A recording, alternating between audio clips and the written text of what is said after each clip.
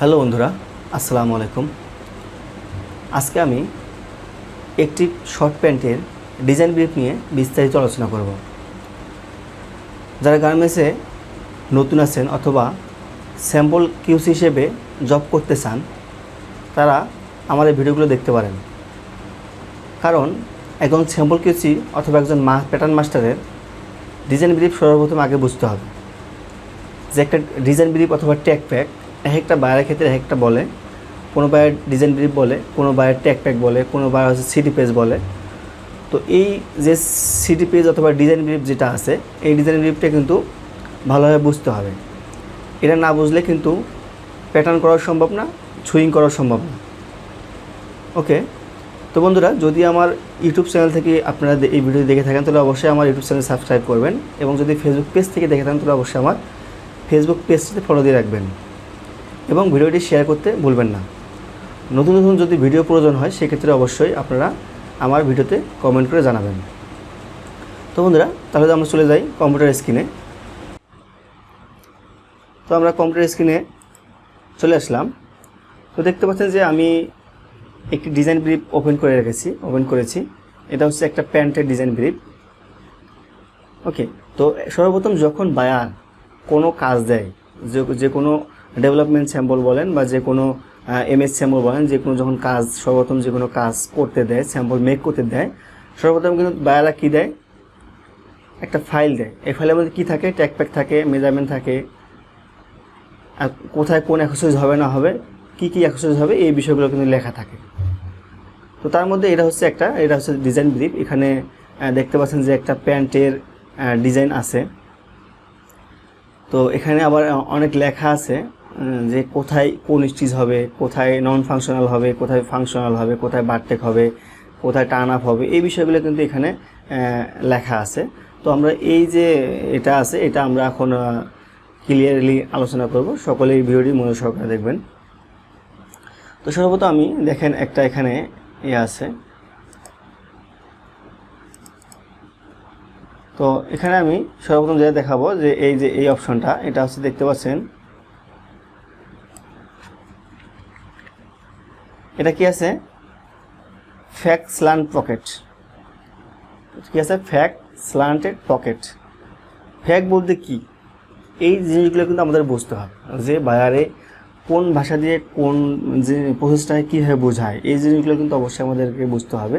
নতুন যারা আছেন, বিশেষ করে তাদের উদ্দেশ্যে আমার ভিডিওগুলো, তারা আমার ভিডিওগুলো দেখে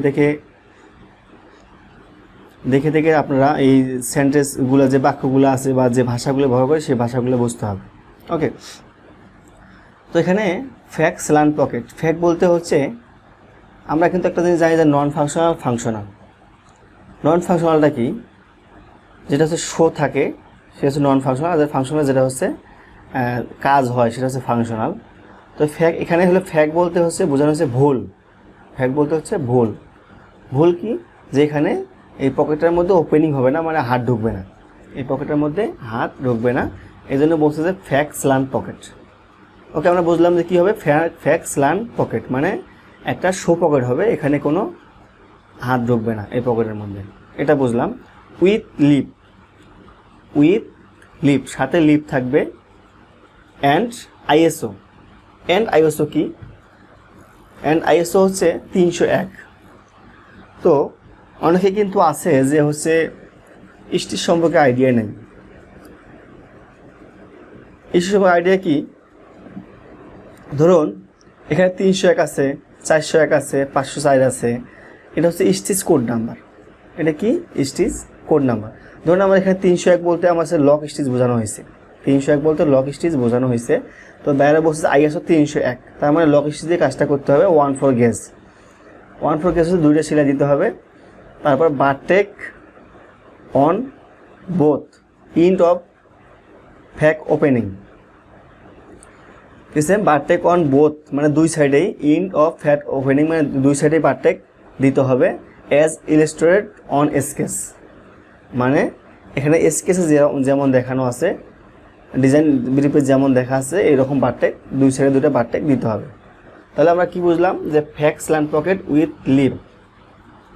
উইথ লিপ বলতে এখানে একটা বিষয় বোঝার আছে যে উইথ লিপ বলতে এখানে যে প্রথমে যে স্টিচটা আছে 160, হ্যাঁ, এই স্টিচটা পর্যন্ত কী হবে, আঙুল যাবে, স্টিচটা পর্যন্ত আঙুল যাবে, ওই স্টিচের মধ্যে আঙুলে ধাক্কা খাবে। ওকে, অ্যান্ড ISO 301 মানে লক স্টিচ দিয়ে কাজটা করতে হবে। 1/4 গেজ মানে দুটো সেলাই দিতে হবে, এটা গেজ হবে 1/4, এবং বারটেক অন বোথ সাইড মানে দুই সাইডেই বারটেক দিতে হবে। তারপরে বলছে যে হচ্ছে অ্যাজ ইলাস্ট্রেটেড অন এসকেস, মানে এসকেসে যেভাবে ডিজাইন ব্রিফে যেভাবে বারটেক দেওয়া আছে সেম সেভাবে বারটেকটা করতে হবে। ওকে, তো আমরা এই জিনিসটা বুঝলাম। তো তারপরে এখানে একটা দেখতে পাচ্ছেন যে আরেকটা লেখা আছে, সেটা হচ্ছে ISO 301। এটা দেখতে পাচ্ছেন কী লেখা আছে, ISO 301 অথবা 401 160 margin on front and back rise. তো এখানে ISO হচ্ছে 301 হচ্ছে লগ স্টিচ, আর হচ্ছে 401 হচ্ছে চেন স্টিচ। তো বাইরে লিখে দিচ্ছি, যদি আপনার ইচ্ছা, যদি আপনি চাইলে এখানে লক স্টিচ ব্যবহার করতে পারবেন, আর চাইলে আপনি চেন স্টিচও ব্যবহার করতে পারবেন। তারপর কি লিখছে যে 160 মার্জিন, মানে ফ্রন্ট রাইজ এবং ব্যাক রাইজে 160 মার্জিন দিতে হবে, হ্যাঁ, on front and back rise. মানে এটা বোঝালো যে হচ্ছে 301 হচ্ছে লক স্টিচ, 401 হচ্ছে চেন স্টিচ। তো বাইরে বলছে যে আপনারা চাইলে এখানে লক স্টিচ অথবা চেন স্টিচ দিয়ে 160 মার্জিন দিয়ে ফ্রন্ট রাইজ এবং ব্যাক রাইজে একটা স্টিচ দিতে পারবেন, দিতে হবে, এটাই বুঝাইছে। তো এটা আমরা বুঝলাম। এরপরে হচ্ছে কি আছে, এটা হচ্ছে ব্যাক ভিউ, আমরা দেখলাম এটা হচ্ছে ব্যাক ভিউ, হ্যাঁ।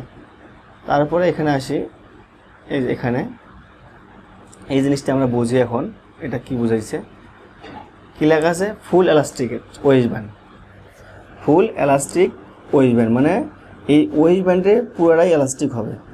কোনো স্টাইলে আছে যে শুধু ব্যাকে এলাস্টিক, ফ্রন্টে ফ্ল্যাট এরকম থাকে, হ্যাঁ। কোনো এলাস্টিক ওই স্টাইলে আছে শুধুমাত্র সাইডে কিছু জায়গা ধরে এলাস্টিক হয়, ফ্রন্ট ব্যাক ফাঁকা থাকে। তো বিভিন্ন ধরনের স্টাইল হতে পারে। তো এখানে বাইরে লিখেছে ফুল এলাস্টিক ওয়েস্ট ব্যান্ড মানে পুরো ওয়েস্ট ব্যান্ডে এলাস্টিক হবে, এটা আমরা বুঝলাম।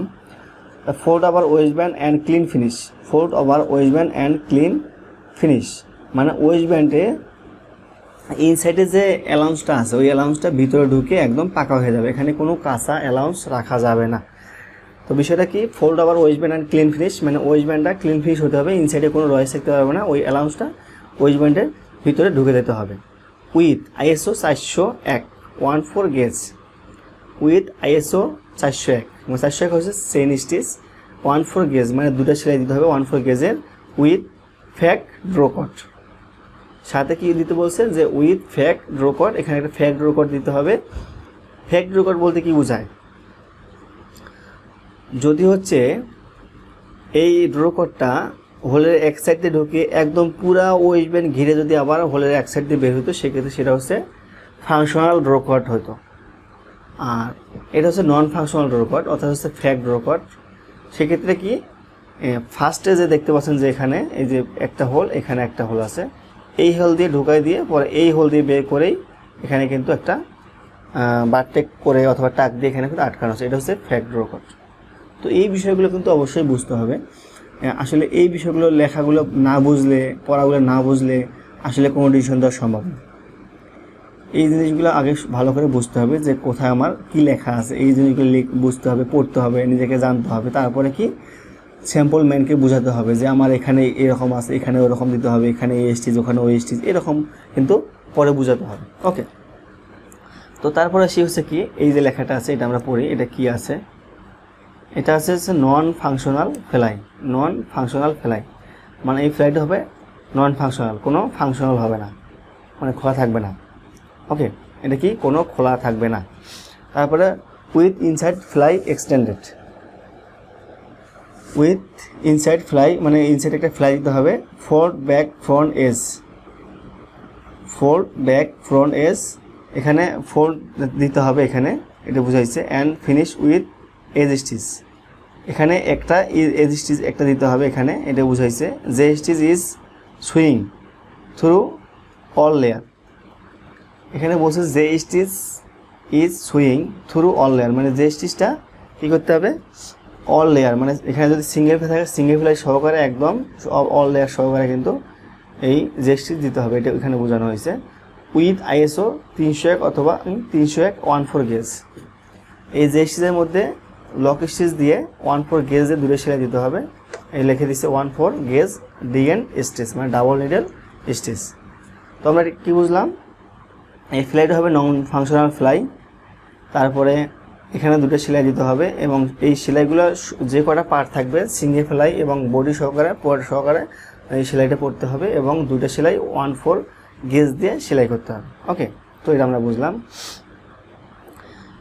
Fly is open at CF, কি লেখা আছে? Fly is open at CF, মানে সেন্টার ফ্রন্টে ফ্লাইটা ওপেন থাকবে up to horizontal, ISO 401-160 margin. মানে এখানে দেখেন একটা দেখাইছি যে তীর চিহ্ন দিয়ে, যে এখানে এই যে বারটেক, এই বারটেক থেকে এই ওয়েস্ট ব্যান্ড এখান থেকে এই পর্যন্ত, হ্যাঁ, এখানে কি হবে, এই যে এখানে আঙ্গুল ঢুকবে, এখানে আঙ্গুল ঢুকবে এবং এই আঙ্গুলটা একদম এই যে স্টিচ দেখতে পাচ্ছেন ফার্স্টের এটার মধ্যে ধাক্কা খাবে। এটাই বাইরে বুঝাইছে যে এই জিনিসটা দেখেন তীর চিহ্ন দিয়ে। Fly is open at CF, মানে ফ্লাইটা এইখান থেকে সেন্টার ফ্রন্ট থেকে এই পর্যন্ত ফ্লাইটা ওপেন থাকবে। ওকে, তো আমরা এটা বুঝলাম। এরপর আসি হচ্ছে horizontal ISO 301 at fly 1 inch 14 up from bottom fly stitch.